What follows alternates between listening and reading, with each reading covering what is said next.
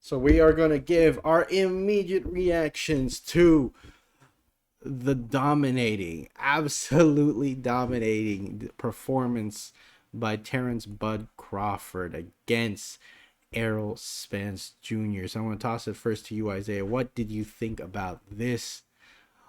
Did it even align to your expectations? What are your thoughts? I'm trying to recall from what my prediction was. I know we got it right. It was TC, but I can't remember if I said it was gonna be by knockout or if it was gonna be by decision. So I'd have to like We both had it by, I think, by decision. decision. Yeah. Yeah, okay. So I mean, I honestly thought that it was gonna be closer, but considering the circumstances, this fight, the way that it panned out, it just made sense. TC being the fresher fighter, Errol Spence going through injuries and having a pretty big layoff, and I'm pretty sure all of that just came together, and it gave us this fight. So TC had to win this, just off of the intro, coming in with Eminem and having a suit specifically designed to be around a fisherman.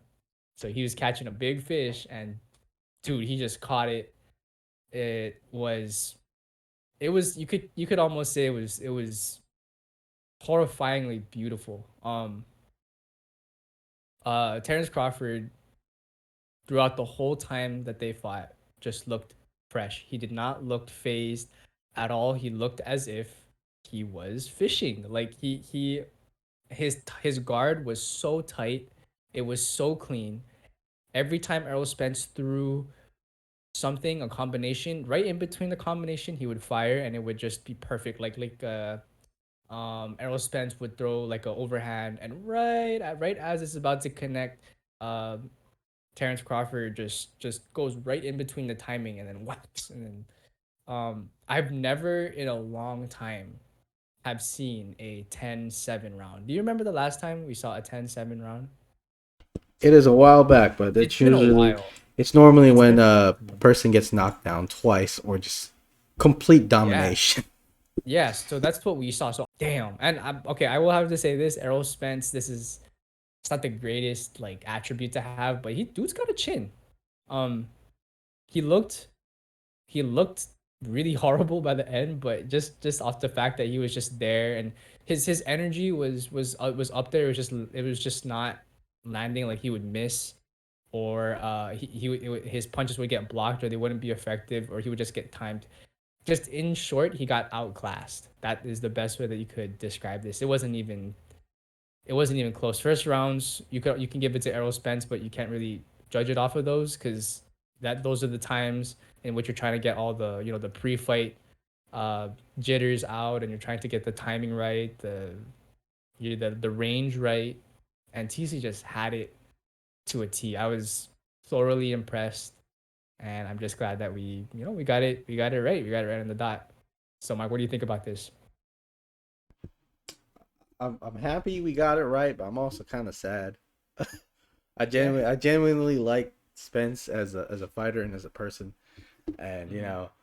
I knew deep down that picking him wouldn't be right because I honestly, even after our predictions, I really thought about it, and I was like, wow, Spence has been inactive for 15 months.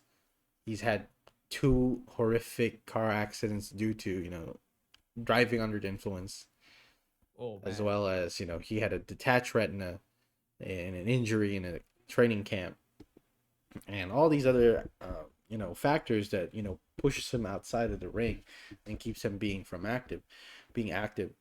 I was like, even though he has a style that would trouble TC, I didn't see it happening. Primarily because I was like, it's a lot of the factors outside of the ring are playing into it. Even though he still took the fight, and even if multiple times he's been knocked down in this fight, he still got up and he's still willing to keep going and keep throwing. And I was like, that guy has heart and he has chin and a chin. But were you hoping for like a Rocky moment? You know what I mean? I was Like hoping for a Rocky moment that, Spence might catch TC yeah, and knock him out.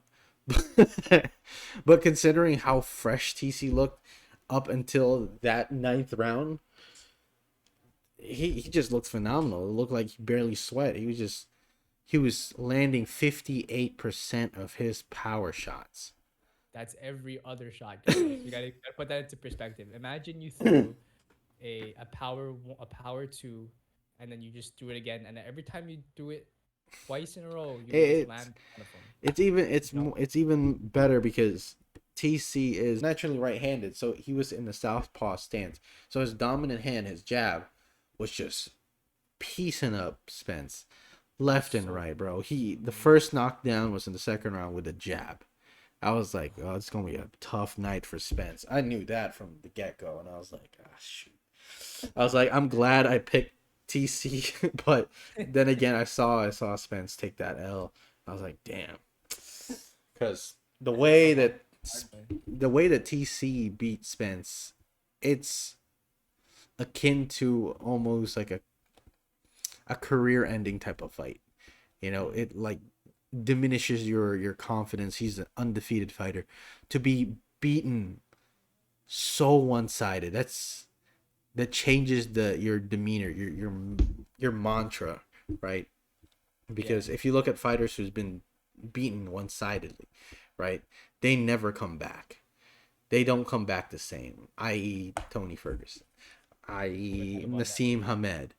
They don't look the same, and I just hope, even though there is a rematch clause in this, that's I don't see Spence winning that rematch, considering how badly he lost here.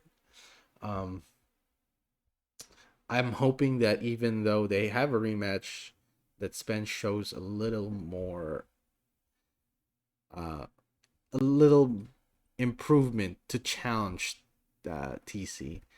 But Yeah. as of right now, I don't see that happening. I would just say don't sleep on Errol Spence just yet. You guys have to remember he's undefeated. Okay, I mean like just being able to do that in this fight game, it's really rare, and he had really good adaptation moments in this fight.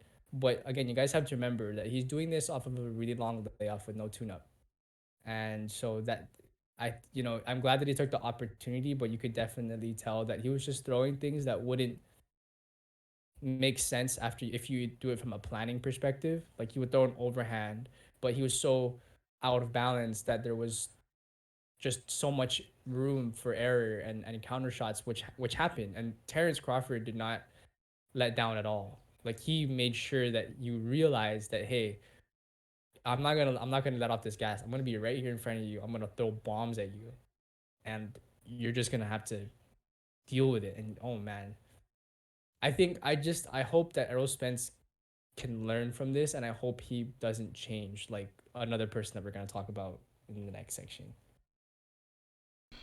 Well, I'm just saying, let us know what you guys think about this fight. Did it align with your predictions? Does this solidify TC as your number one pound for pound? Because in my book, it does. He just became pound for pound in my book, overtaking Naoya Inoue and Alexander Usyk and Canelo Alvarez. To do this in another weight division to become undisputed at 147 really solidifies him as that number one guy. But let us know what you guys think in the comment section below.